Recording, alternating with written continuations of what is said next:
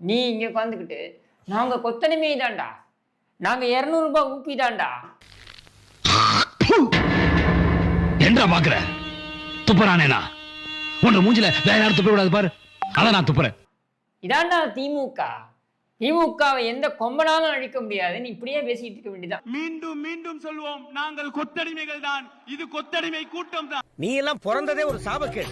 முடிஞ்சா இன்னைக்கே போய் செத்துரு, மறுபடியும் பிறந்து வா. நீ ஏதோ பெரிய அப்படியே ஏதோ பெரிய பெரிய தேனாரும் பாலாரம் ஓடிட்டு இருந்தா மாதிரியும் அதை வந்து மக்கள் எல்லாம் புறக்கணித்து அப்படியே கவர்ச்சி விழுந்து விட்ட மாதிரி ஒரு புண்ணாக்கும் கிடையாது.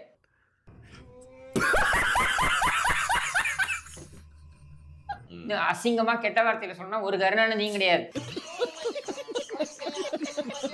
நீ செய்தது கேவலமான ஒரு ஆட்சி. இந்த ஆட்சியை மக்கள் வீட்டுக்கு அனுப்பி விட்டார்கள். நீ எங்க மேடையில வந்து நாங்க கொத்தடிமைகள் தான்டா, நாங்க 200 ரூபாய் ஊப்பி தான்டா. மீண்டும் மீண்டும் சொல்வோம், நாங்கள் கொத்தடிமைகள் தான். இது கொத்தடிமை கூட்டம் தான். இதுக்கு ஒரு 4 பேர்த்த மூத்திரத்தை வாங்கி மடக்கு குடிக்க வேண்டியதானே? ஏன்டா இந்த வேலை பாக்குறீங்க? இதுக்கு எதுக்குடா கூட்டம் போடுறீங்க? நீ எங்களுக்கே தெரியுமே ஏற்கனவே. இது எதுக்கு கூட்டம் போடுற? இது என்ன ஜென்சி? எலெக்ஷன் அன்னைக்கு அண்ணாமலை வந்து விஜய் ட்ரெஸ் போட்டு வெளியே இறங்கினார். அது ஒரு விஷயம். விஜய் ட்ரெஸ் தான் போட்டு இறங்கினாரு. அண்ணாமலை ரைட், அதை விடுங்க. ஆளுங்கட்சின்ற மெத்தனத்திலே நடந்துட்டு இருக்காங்களா? திமுக வந்து தோல்வி ஏத்துக்க முடியலையா சார்? தோல்வியில இருந்து எந்த ஒரு பாடம் கத்துக்கலையா? திமுகவினுடைய தொண்டர்கள், கட்சிக்காரர்கள் யாராலையுமே தேர்தல் ரிசல்ட் வந்து ஏறத்தாழ 1 மாசம் ஆக போகுது. இப்போ வரைக்கும் அவங்களுக்கு மனநிலை வந்து பழைய நிலைமைக்கு வரல. பல பேர் பதட்டத்திலே இருக்காங்க.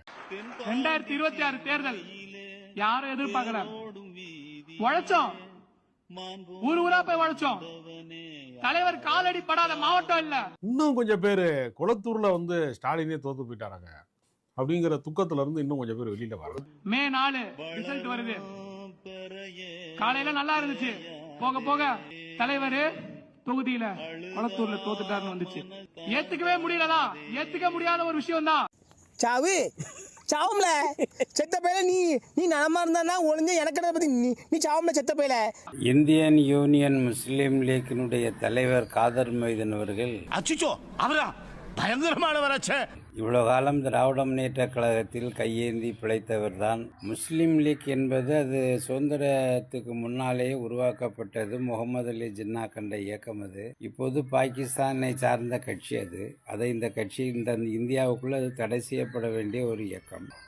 சரி, ஏதோ மதத்தை சொல்லி 4 பேர் பிழைச்சிட்டு போறானுங்க. ஆனா திராவிட முன்னேற்ற கழகத்தை அண்டி பிழைச்சவங்க ஸ்டாலின்ட்ட கலைஞர்கிட்ட கையேந்தி பிழைச்ச இந்த முஸ்லீம் லீக் 20-25 ஓட்டு வித்தியாசத்துல ஜெயிச்ச ஒரு அம்மாவும் இன்னொரும் வந்து இந்த எம்எல்ஏ வேணான்னு சொல்லி உதறி தள்ளிட்டு நாங்க ரிசைன் பண்றோம்னு போய்